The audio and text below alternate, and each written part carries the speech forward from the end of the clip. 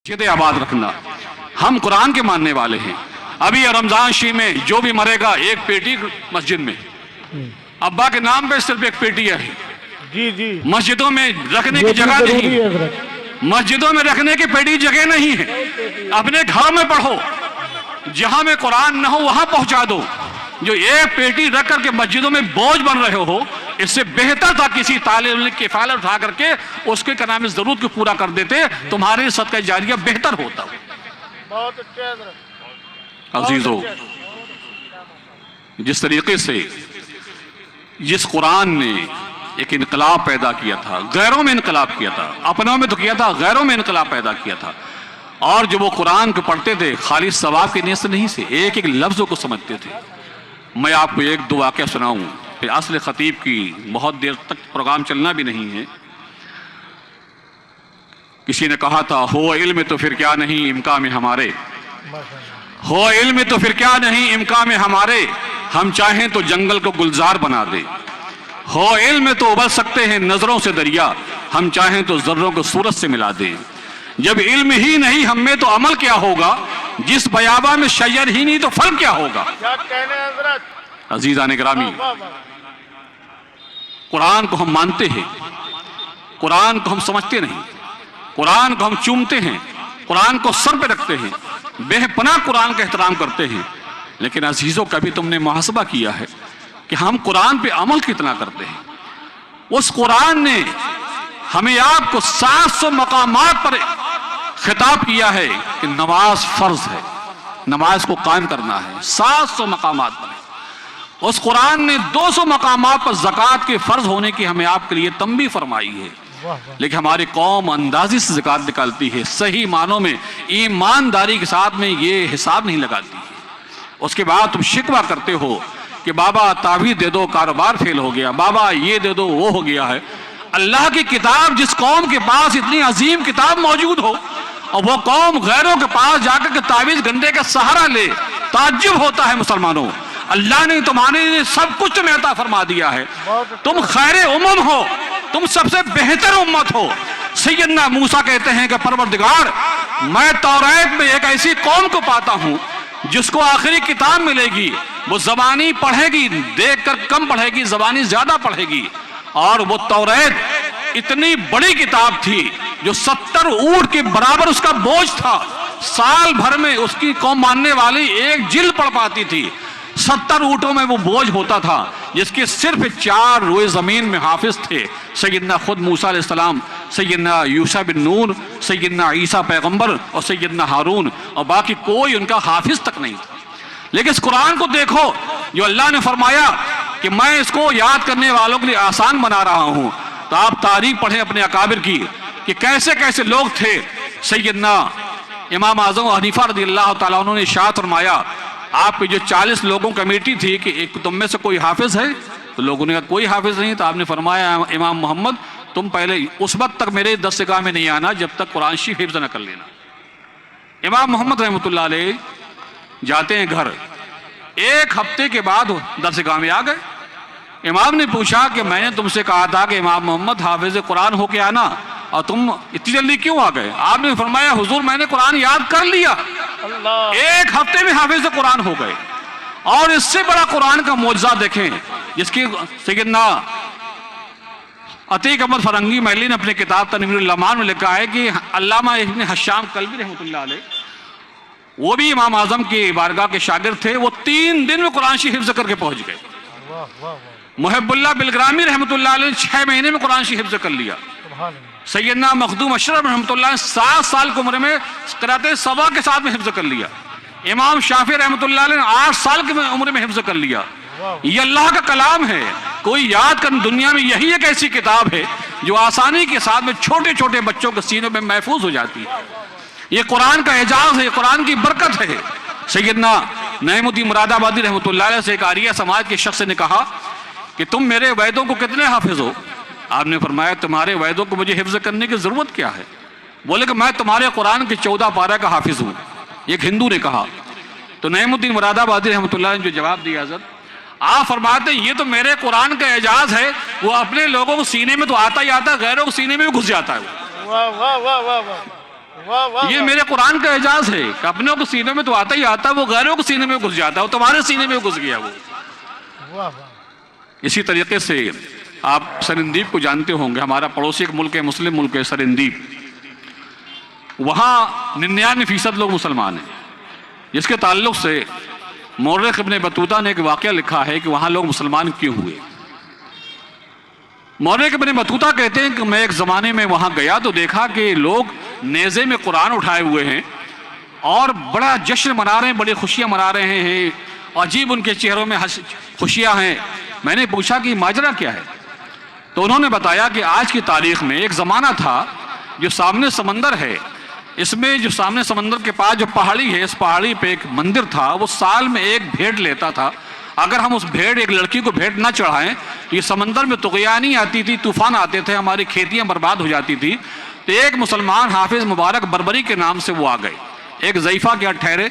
उस घर में मातम मचा हुआ था। मैंने पूछा कि रोने की वजह क्या है, तो उन्होंने बताया कि आज हमारी एक ही बेटी है, आज समंदर में भेंट चढ़ा दी जाएगी। इस समंदर से फला मकाम से एक शैतान निकलता है, उसको एक लड़की हमें सजा धजा के भेंट देना पड़ती है, वरना बड़ा तूफान, बड़ा बदतमीजी, बड़ा क्या नाम है, तूफान आ जाता है।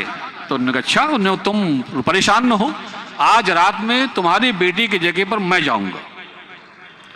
अब जाहिर सी बात है कि जो आदमी दूसरी की जान बचा दे, अपनी जान कुर्बान पेश कर दे, तो जाहिर सी बात है खुशियां होंगी। वाह वाह। हाफिज मुबारक कहते हैं कि मैं उस इबादत खाने में, सनम खाने में जाकर के मैं बैठ गया बावजू होकर के, और मैंने कुरान मुक़द्दस पढ़ना शुरू किया। तो हस्बे मामूल वो शैतान समंदर से निकला आग के शोले के साथ में, और जैसे ही वो दरवाजे जंगले की तरफ, खिड़की की तरफ आया, उसने मुझे कुरान पढ़ते हुए सुना, और उसने अपनी ज़ुबान में हाय तबाही कहकर फिर समंदर में पलट जाता है। और उसके बाद मैं रात भर सुकून से कुरान पढ़ता रहा। जब सुबह हुई तो लोग इंतज़ार में थे कि हमेशा जो भी जब दरवाज़ा खोला जाता था तो मौत मरा ही इंसान मिलता था।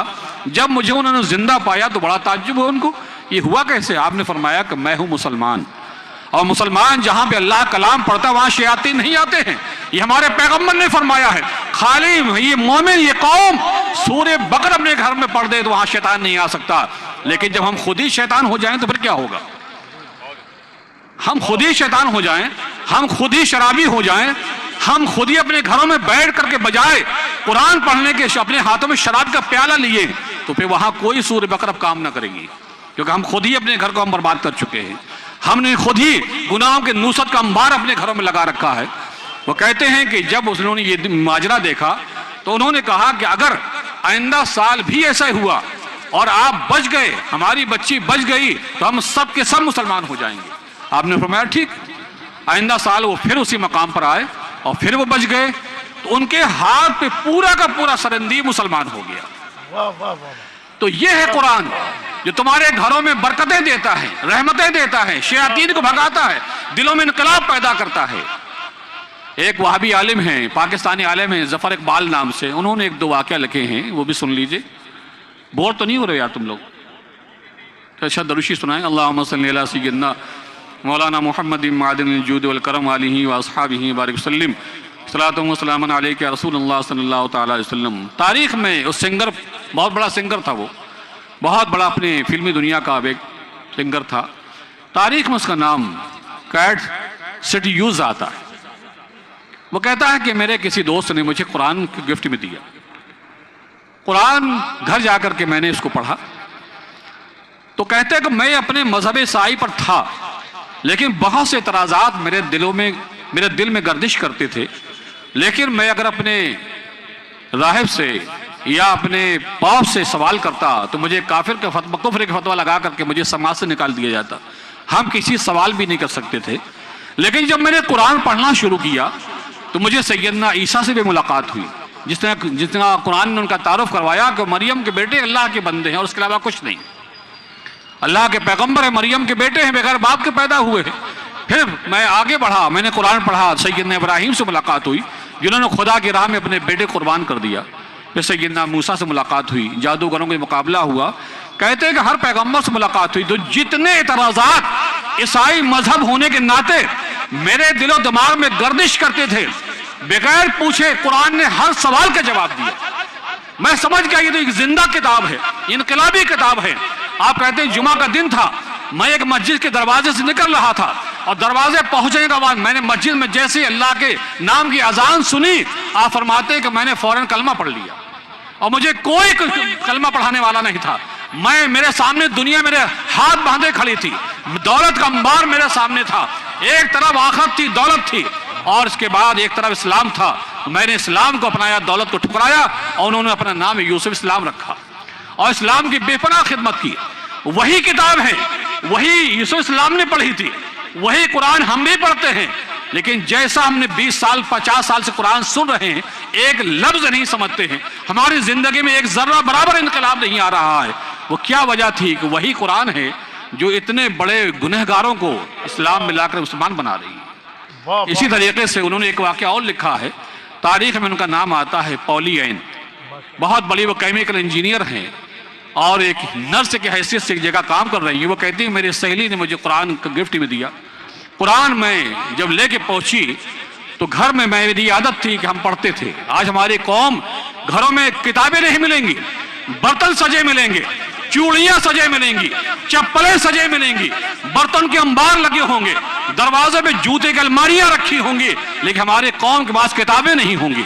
एक जमाना था जिस जमाने में यूरोप अंधेरों में डूबा हुआ था, उस जमाने में खुद उनके मौर्ख ने लिखा है, मिस्टर गिबन ने लिखा है, और उस जमाने में हर मुसलमान के घर में इतनी इतनी बड़ी लाइब्रेरियां होती थी।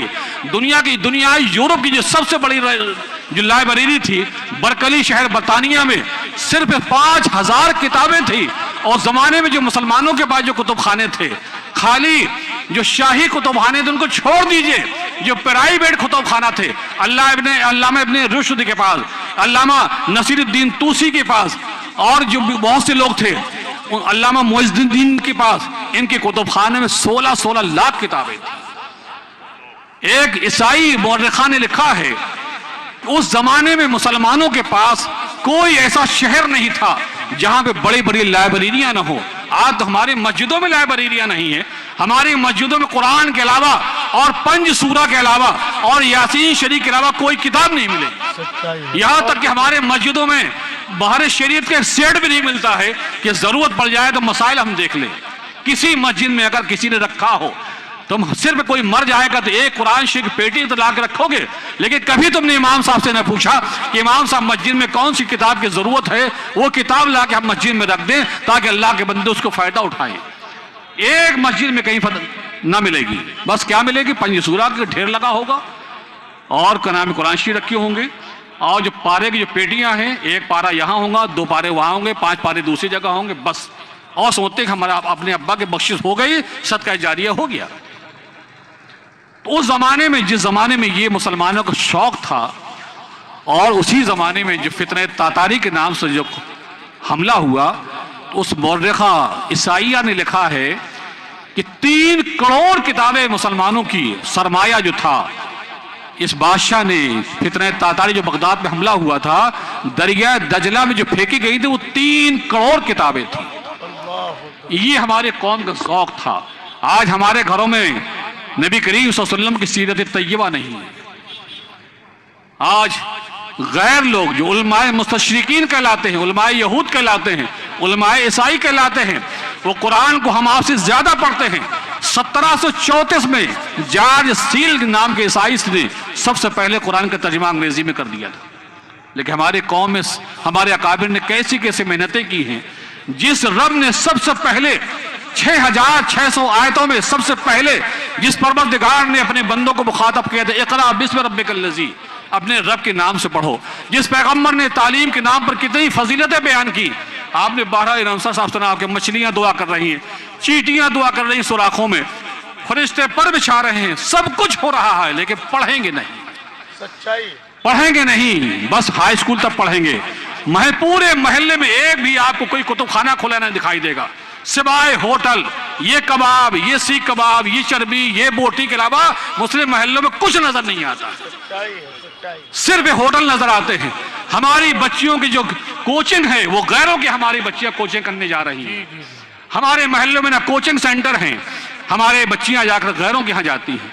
हमारे ऐसा लगता है समाज में नौजवान पढ़े लिखे नहीं कि मोहल्ले में अपनी कोचिंग खोल लें, तुम्हारी बच्चियां महफूज रहें, तुम्हारी नस्लें महफूज रहें।